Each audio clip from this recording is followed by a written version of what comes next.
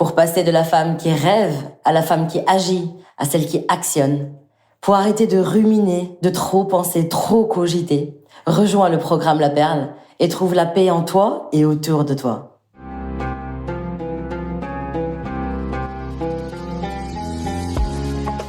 Dans ce podcast, je te raconte des expériences utiles, des conseils pour être en paix et bien dans tes chaussures, car elles sont utiles pour marcher, avancer, mieux vaut t'y sentir à l'aise. Je te présente Sereine. Je t'y raconte les processus qui fonctionnent, les différents systèmes. C'est une manière d'avancer ensemble, d'évoluer, de guérir et de grandir. Découvrir les leçons, utiliser le temps comme une énergie pour trouver la paix est plus simple que tu ne le crois. Le stress quotidien peut étouffer, tu penses ne plus savoir quoi faire, comment le faire et pourquoi le faire. Alors, teinté de poésie et de parfums orientaux, mes petites histoires t'initieront à une gymnastique du cœur et de l'esprit pour renforcer ton quotidien, Inch'Allah. Chaque semaine, je partagerai avec toi des conseils, des outils, des clés pour mieux comprendre et dénouer des problématiques de la vie.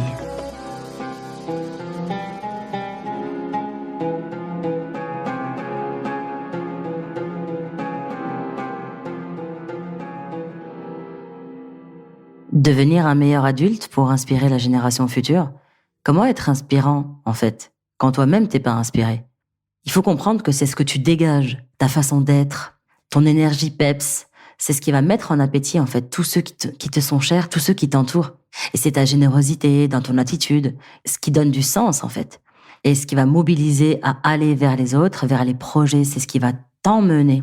Au lieu de vivre une vie triste ou nette en ressassant ce qui ne va pas, en te plaignant de tout. Non. Ce qui compte, c'est la compassion, la tendresse, la légèreté, la fantaisie. Ce qui plaît, c'est le courage, la détermination et la capacité à te remettre en question. Le sens de la vie est de vivre les valeurs auxquelles tu tiens et surtout les incarner toi-même. Prends l'habitude, en fait, de prendre une douche psychique, comme je les appelle. Repasse en vue ton système de pensée négatif et retrouve ton état de santé plus joyeux. Prends une douche psychique de tout cet état négatif et pense à toi. Et pense à aller bien. C'est devenir une bonne nouvelle en fait, pour ton entourage. Penser à toi et aller bien, c'est devenir une bonne nouvelle pour ton entourage. Aime ton frère comme tu t'aimes toi-même et aime pour ton frère ce que tu aimes pour toi-même. C'est l'enseignement prophétique, ça fait partie des sunnan et de la sunna du prophète alayhi salatu salam. Mais comment faire en fait? Si tu t'aimes pas toi-même, comment tu peux aimer l'autre? Et si tu te donnes pas à toi déjà, comment tu peux donner à l'autre? Aider les autres sans t'aider toi-même? Et comment c'est possible? Alors il y a des pièges dans lesquels on tombe souvent. Le premier, c'est la culture du malheur, le goût du drame, l'attachement à la souffrance plutôt que d'être stimulé, motivé par ce qui va bien. Sur Terre, il y a infiniment de choses qui vont bien. On peut faire comme les médias, on peut adopter une attitude de controverse et bien plus utile, franchement. Ressasser la tragédie, la tristesse, en fait, ça vous fait perdre votre énergie. Alors, ça veut pas dire qu'on nie la difficulté ou la tristesse, non. On vit tous des difficultés. Et le goût du drame, alors là, c'est la cerise sur le gâteau. La capacité à imaginer le pire. L'auto-sabotage. Croire que c'est trop beau pour être vrai ou penser que tu le mérites pas. Quelqu'un qui se plaint tout le temps, c'est pas un voisinage agréable, on est d'accord. Il y a aussi la pensée binaire. Vous savez, les rapports de force, qui sont extrêmement fréquents. Lorsqu'il y a une différence entre deux humains ou entre quelqu'un qui est face à vous, vous avez envie de dire « j'ai raison, t'as tort ». Alors, au lieu de dire « viens, on s'assied ensemble, on s'écoute jusqu'au bout », et écoutez en fermant ta bouche, s'il te plaît. Pardon, sorry, mais là je vais droit au but, je vais être cash. Pour être vraiment avec l'autre, au lieu d'écouter, pour répondre, il faut vraiment écouter en fermant votre bouche, tolérez que l'autre a une opinion différente. Et faites-le par élégance et par attention. Prenez le temps de confirmer que vous n'êtes pas d'accord. Et même dans un couple ou dans une famille, vous allez vous respecter au-delà des différends. Et arrêtez de vouloir résoudre là, maintenant, tout de suite. Non. J'ai dit, j'ai redit et je le redis encore. Attendez 2-3 jours. Laissez couler 2-3 jours après chaque tension ou chaque différend et vous allez voir que vous vous retrouverez plus tard dans un terrain d'entente commun, Inch'Allah. Vous voulez que le résultat soit là, en fait, alors qu'il n'y a pas de lien. Le lien d'abord et le résultat ensuite. Si vous avez mis votre énergie, votre attention, le résultat a plus de chances d'arriver. C'est surprenant de voir que vis-à-vis de la nouveauté, dans nos attitudes, on va être plus méfiant. Et c'est une culture purement française, subhanallah. Souvent, c'est le fonctionnement par défaut. Et on le voit, en fait, dans les pays étrangers. On nous dit, quand il y a un truc nouveau, ah ouais, super, génial. Oh, j'ai hâte. Il y a de la curiosité, en fait. Ah, c'est sympa, c'est nouveau, c'est une nouveauté, je découvre, j'ai envie. Ah là là. Ou alors, il y a la culture de la méfiance. Oh, attention, danger, on connaît pas, on se méfie, on se recule, on sait jamais. Ouais, ouais. En fait, souvent, une invitation à privilégier le raisonnement mathématique aux dépens de l'intelligence émotionnelle. Alors qu'en fait, ce raisonnement mathématique, c'est souvent une résultante de la pensée binaire et des solutions qui s'opposent. C'est par opposition. C'est pas très intelligent pour le coup. Dans ce cas-là, moi, je préfère privilégier l'intelligence émotionnelle et de ressentir les choses et d'apaiser, de comprendre, au lieu d'analyser par opposition. De retrouver davantage les points de ressemblance au lieu de focaliser sur les points d'opposition. On va vers ou on s'éloigne d'eux. Je vous invite plutôt à aller vers de l'harmonie, à aller vers de la paix, Inch'Allah. Il y a un autre problème qu'on a créé, subhanallah, c'est cette culture du moi, de je fais, tu dois. Tu aurais dû au détriment du nous, de l'ensemble, à commencer par le nous intérieur, les différentes parties de nous. Vous savez, dépasser la division intime, c'est ce qui rassemble, c'est ce qui fédère, c'est ce qui inclut. Au lieu du moi, au lieu du tu, pense au nous. Et le premier nous auquel tu dois penser, c'est le tien, ton nous intérieur avec tes différentes parties.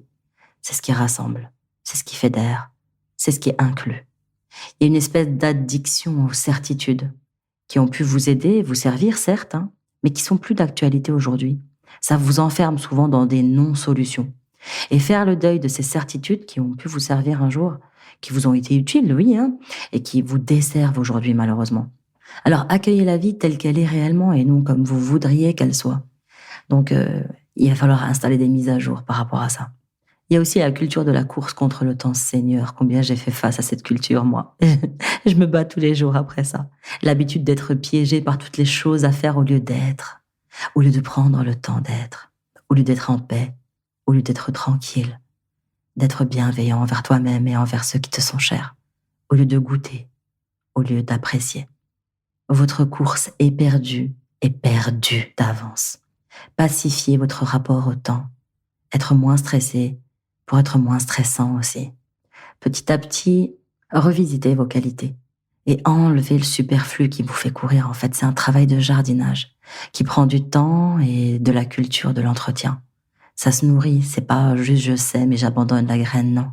Je l'entretiens, j'en prends soin. Je l'aime, je lui parle, je l'écoute. Je lui donne de la présence, je lui donne du temps. Je lui donne de l'énergie, je lui donne de l'attention. Je la regarde, je l'écoute. Gardez la conscience que le fil rouge de ton existence, ce n'est pas faire, mais être.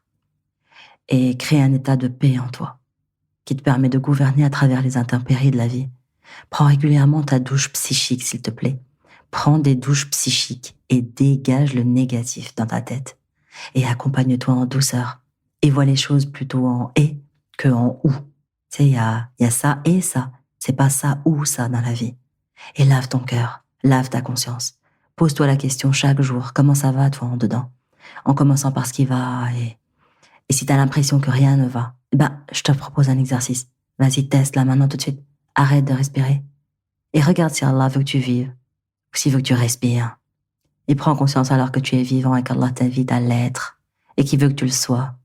Et bien sûr, on traverse des périodes très chaotiques. Et on traverse une période chaotique. Et on a encore plus besoin de vivre en dedans. Et de vivre vraiment.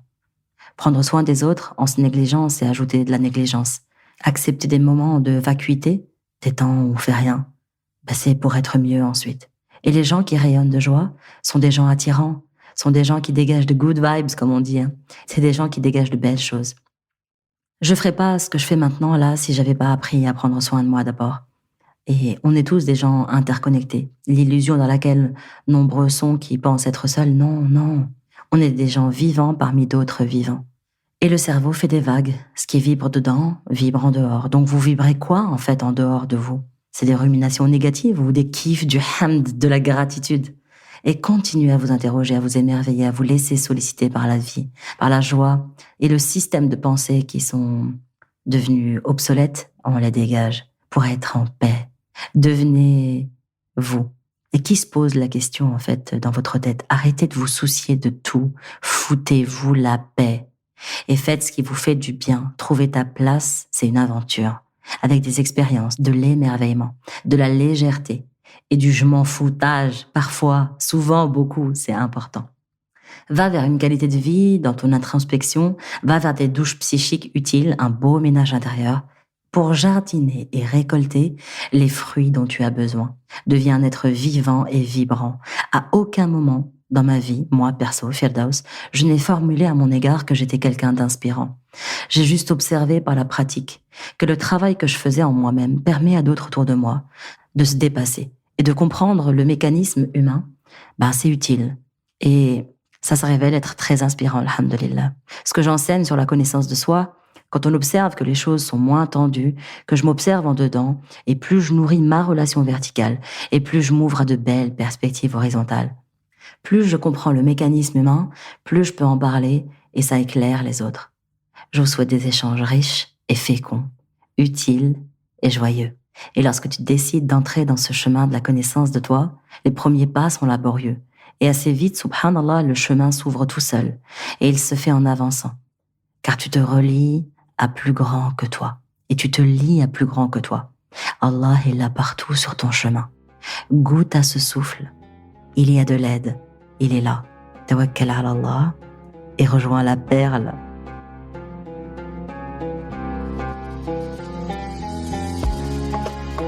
Je te souhaite d'avoir été apaisé, éclairé et outillé pour encore mieux avancer. Bienvenue vers une ambiance saine, zen et sereine. Afin que cet épisode soit utile au plus grand nombre, je t'invite à le noter avec des étoiles, à le commenter et à le partager.